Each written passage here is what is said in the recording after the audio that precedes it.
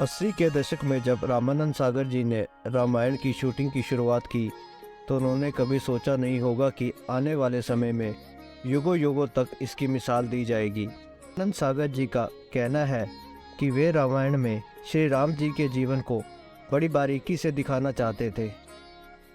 Shooting के लिए उन्हें एक ऐसी जगह की तलाश थी जहाँ नदी, मैदान, पहाड़, झरने, समुद्र तट एक ही जगह हो। बहुत खोजने के बाद गुजरात के एक छोटे से शहर उमर को शूटिंग के लिए चुना गया और 550 दिन तक यहाँ रामायण की शूटिंग की गई। इस दौरान इसके 78 एपिसोड बनाए गए। उमर गांव मुंबई से 4 घंटे की दूरी पर है, इसलिए लगभग सभी लोग शूटिंग के बाद वहीं रह जाया करते थे।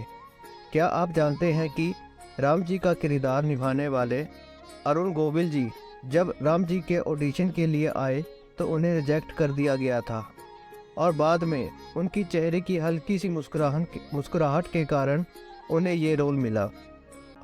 और माता सीता की भूमिका निभाने के वाली देविका चकलिया जी ने जब रामानंद सागर जी के घर पर बहुत सारे बच्चों को आते देखा तब उन्हें पता चला कि ये सब लव कुश के ऑडिशन के लिए आए हैं। और माता सीता जी की भूमिका निभाने वाली देविका चकलिया ने जब रामानंद सागर जी के घर पर बहुत सारे बच्चों को आते देखा तब उन्हें पता चला कि ये सब लव कुश के ऑडिशन के लिए आए हैं। तब उन्होंने रामानंद सागर जी से माता सीता का रोल निभाने के लिए इच्छा जाहिर की और सभी ऑडिशन को पास करके माता सीता के रोल के लिए सिलेक्ट हुई। रावण का किरदार निभाने वाले अरविंद त्रिवेदी जी रावण के रोल के लिए नहीं बल्कि केवट के रोल के लिए आए थे, परंतु रामानंद सागर जी ने जब उनका एटीट्यूड और चाल ढाल देखा तो उन्हें रावण के रोल के एडिशन के लिए कहा।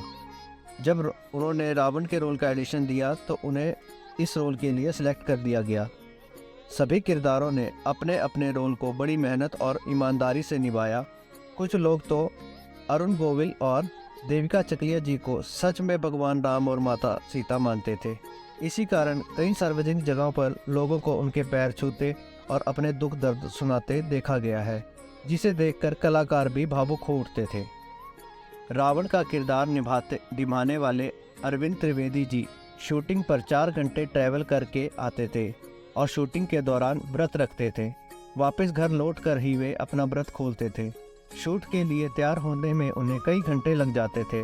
10 किलो का तो सिर्फ उनका मुकुट ही था और बाकी आभूषणों का भार अलग से।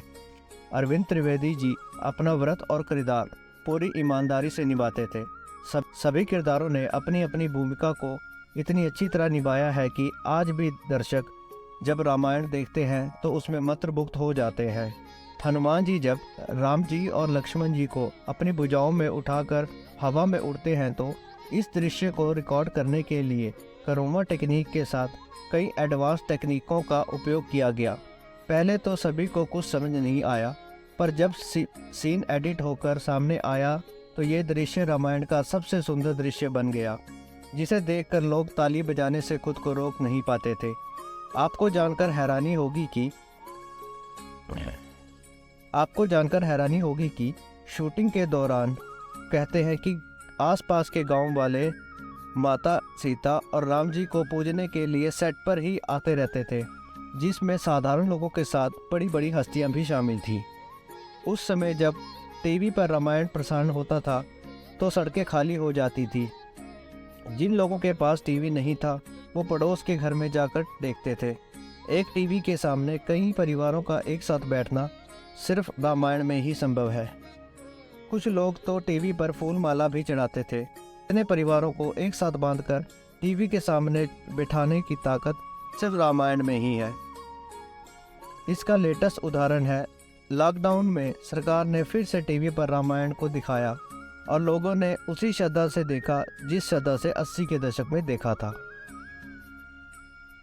इससे पता चलता है कि रामानंद जी द्वारा बनाई गई और किरदारों की मेहनत से रामायण को एक चमत्कारी रूप से लोगों के दिलों में बैठ गई है।